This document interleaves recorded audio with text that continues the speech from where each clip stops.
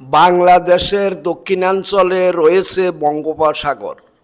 সে সাগরেরই উপকণ্ঠে উজান থেকে পলি জমে বহু দ্বীপ সৃষ্টি হয়েছে। সেরকম একটি দ্বীপের নামই হাতিয়া।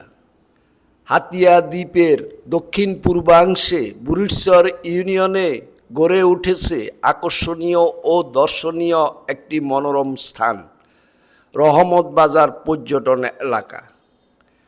বিগত সংসদ নির্বাচনকালীন সময়ে বিজিত মাননীয় জাতীয় সংসদ সদস্য জনাব মোহাম্মদ আলী সাহেব হাতিয়ার জনগণকে কথা দিয়েছিলেন হাতিয়া দ্বীপবাসীর অর্থনৈতিক উন্নয়ন ও বিনোদনের লক্ষ্যে এবং দেশের অন্যান্য স্থানের ভ্রমণ পিপাসুদের জন্য অউন্নত পর্যটন কেন্দ্রগুলোকে মান উন্নয়ন করে ভ্রমণ উপযোগী করে তুলবেন।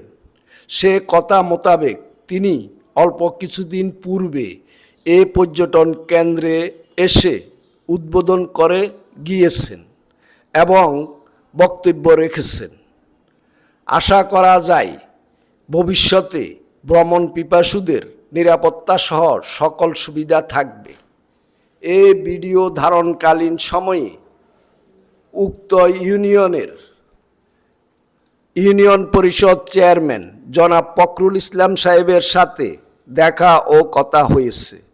তিনিও বলেছিলেন এমপি সাহেবের পক্ষে প্রতিনিধিত্ব করে পর্যটন এলাকার উন্নয়ন সাধন করবেন।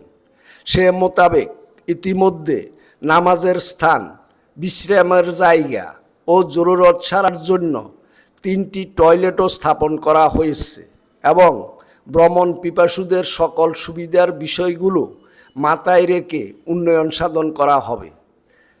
আর কথা না বাড়িয়ে আমি যা দেখেছি তা ভিডিও থেকে দেখে নিন অথবা সময় পেলে ঘুরে আসুন। মিউজিকের তালে তালে ঘুরে ঘুরে দেখুন। ধন্যবাদ, ভালো থাকবেন।